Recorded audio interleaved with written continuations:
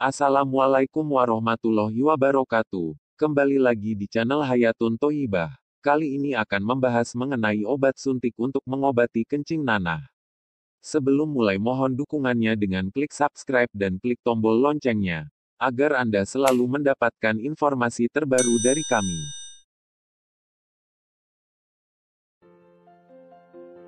Keluaran lendir dari kemaluan pria bisa menjadi tanda kesehatan yang penting bagi seorang pria. Pasalnya, berbeda dengan wanita normal yang biasa mengalami keluaran lendir atau keputihan. Pada pria, keluaran lendir bukanlah hal yang wajar.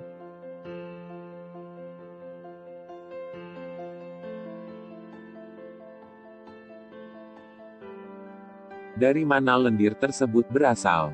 Tubuh bagian dalam kita dilapisi oleh lapisan mukosa yang licin berwarna pink.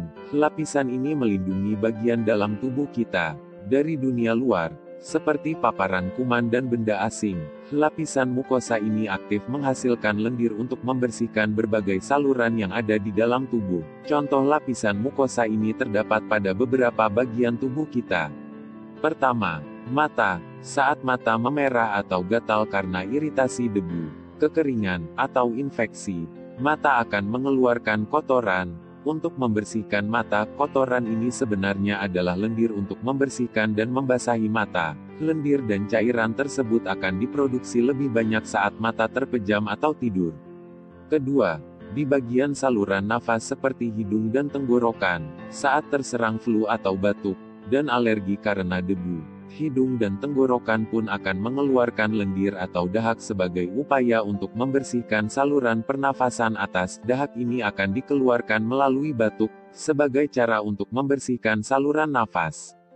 Ketiga, pada saluran cerna, lambung kita pun dilindungi oleh lendir lambung untuk mencegah iritasi atau peradangan akibat asam lambung. Begitupun usus. Pada kasus diare dengan infeksi yang parah dapat menyebabkan keluaran lendir disertai darah, misalnya pada penyakit kolera atau disentri. Keempat, pada saluran kencing atau kemih. Pada saluran ini pun saat terjadi infeksi, akan menyebabkan rasa nyeri dan pengeluaran lendir atau nanah dari mulai berwarna putih, kuning, coklat, hingga berwarna kehijauan. Lendirnya bisa menyebabkan aroma bau dan rasa gatal, dan bukan merupakan cairan normal yang keluar pada kemaluan pria.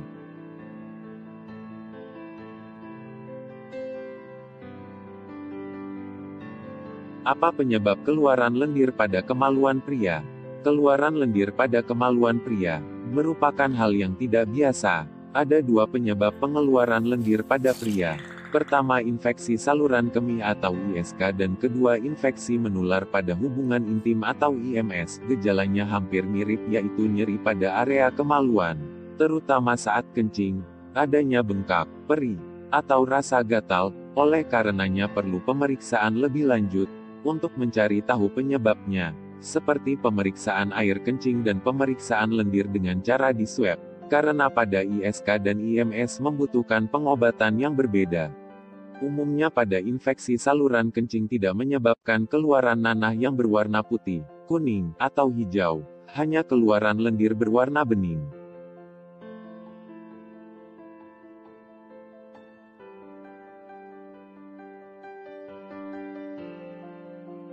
Untuk keluaran lendir atau kencing nanah pada pria, biasanya disebabkan oleh dua jenis infeksi menular atau IMS. Pertama, klamidia, dan kedua, gonore. Jadi kencing nanah itu tidak hanya diakibatkan oleh gonore tapi bisa jadi oleh infeksi klamidia atau infeksi bakteri lainnya.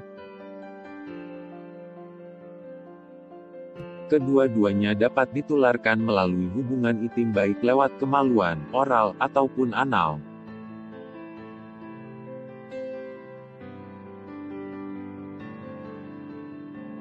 Bagaimana membedakan lendir atau cairan normal pada kemaluan pria? Kecuali tiga cairan berikut, cairan lain yang keluar tanpa sebab, keluar terus-menerus berwarna putih, agak kuning, coklat, atau hijau, disertai gejala nyeri, perih saat pipis, bengkak dan rasa gatal merupakan lendir yang tidak normal. Cairan normal pada pria meliputi tiga cairan berikut, yaitu nutfah, madzi, atau wadi.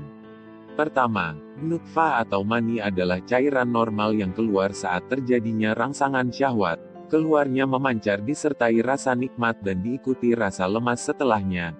Jumlah cairan mani cukup banyak, lebih dari 1 sendok makan. Sedangkan kedua, madzi adalah cairan yang keluar sebelum nutfah. Madzi keluar saat ada rangsangan syahwat yang lama. Cairannya berwarna bening dan encer, menetes sedikit demi sedikit tanpa terasa. Sedangkan yang ketiga adalah wadi. Cairan ini keluar setelah buang air kecil dan bisa keluar saat mengangkat benda-benda berat. Jadi keluaran lendir pada pria yang tanpa penyebab dan terus-menerus perlu diwaspadai, apalagi jika banyak dan tanpa terasa membasahi celana dalam.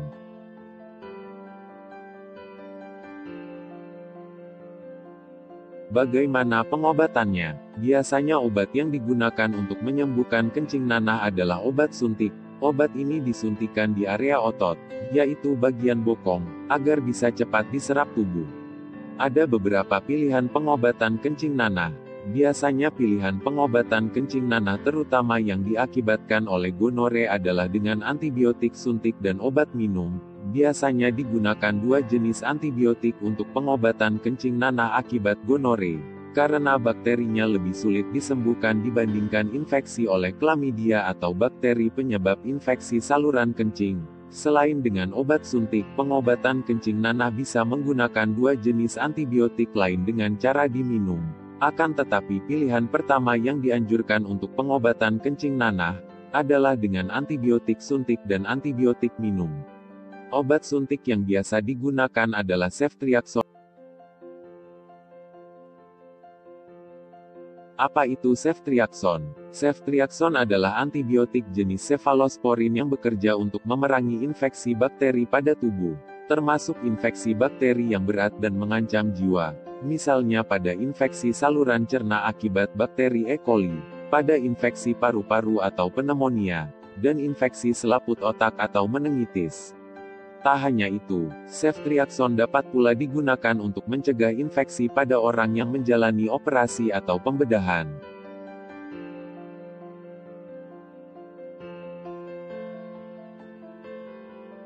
Bagaimana obat ceftriaxone diberikan? Ceftriaxone merupakan salah satu jenis obat antibiotik yang diberikan melalui suntikan ke otot, biasanya disuntikan di area bokong. Selain itu, ceftriaxone bisa diberikan melalui pembuluh darah vena yang diberikan melalui infus. Untuk dosisnya disesuaikan dengan kondisi kesehatan dan jenis penyakit yang diderita. Berapa dosis obat ceftriaxone untuk penyembuhan gonore atau kencing nanah? Dosis penggunaan obat ini akan berbeda-beda, sesuai dengan kondisi yang diderita dan keparahan penyakitnya. Berikut adalah dosis ceftriaxone untuk infeksi gonokokal tanpa disertai komplikasi. Pada dewasa, dosis ceftriaxone yaitu sebanyak 250 mg, diberikan secara IM atau intramuskular, artinya disuntikan di bagian otot. Obat ini diberikan sebagai dosis tunggal, yang berarti hanya 1 kali suntik. Selain pemberian suntikan, pada pengobatan kencing nanah, juga direkomendasikan untuk diberikan bersamaan dengan azitromisin minum sebanyak 1 gram. Adakah efek samping obat ceftriaxone? Seperti obat pada umumnya, ceftriaxone juga memiliki efek samping yang akan mempengaruhi tubuh.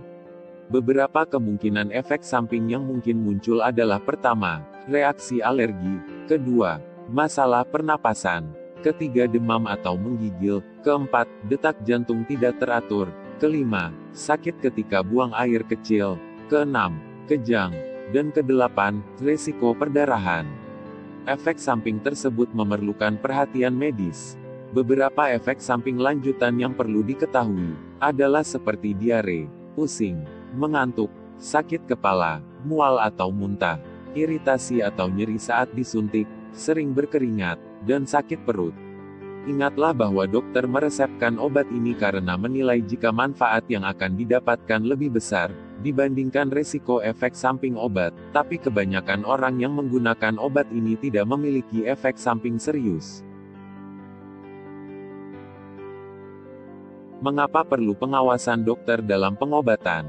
Pertama, untuk memastikan bahwa keluhannya adalah kencing nanah dan disebabkan oleh gonore. Selain pemeriksaan tanda dan gejala, perlu dilakukan pemeriksaan fisik, dan mungkin juga tambahan laboratorium. Karena penyakit gonore memerlukan antibiotik khusus, agar cepat sembuh. Selain itu, untuk memastikan kondisi kesehatan, beberapa dokter akan menganjurkan untuk melakukan pemeriksaan air kencing dan pemeriksaan cairan yang keluar dari kemaluan. Kedua, perlunya pengawasan dokter untuk melihat adanya efek samping obat atau alergi. Sebelum pemberian obat, pada obat suntik, biasanya dokter akan melakukan tes alergi obat di kulit atau disebut skin test, apalagi jika pasien memiliki riwayat alergi yang parah, terutama pada antibiotik golongan cefalosporin. Pada pemberian ceftriaxone melalui infus, skin test jarang dilakukan, karena menyebabkan rasa nyeri. Alergi obat dipantau melalui tetesan obat yang diberikan perlahan. Walaupun tidak di skin test, pemberian ceftriaxone ini kebanyakan aman asalkan diresepkan oleh dokter. Ketiga, pemberian antibiotik harus di bawah pengawasan dokter, karena jika digunakan sembarangan dapat menyebabkan kuman gonore menjadi kebal antibiotik atau resisten antibiotik, sedangkan ceftriaxone merupakan antibiotik penting untuk pengobatan berbagai infeksi berat dan perawatan setelah operasi. Jika kekebalan antibiotik terjadi, perlu antibiotik lain yang lebih sensitif dan kuat. Keempat, perilaku hubungan intim beresiko dan tidak setia pada pasangan. Bukan saja beresiko menularkan penyakit gonore, tapi juga penyakit IMS lainnya seperti HIV, sipilis atau raja singa, hepatitis C atau B, penyakit HPV atau kutil kelamin, dan penyakit IMS lainnya, sehingga perlu dilakukan pemeriksaan ke dokter. Untuk kencing nanah jangan khawatir, penyakit ini bisa diobati dengan tuntas. Yang terpenting setelah sembuh adalah setia pada pasangan. Rata-rata pengobatannya memerlukan waktu seminggu.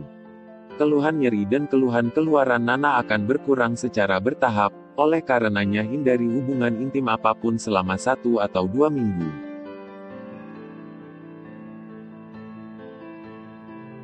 Mungkin sekian yang bisa kami sampaikan.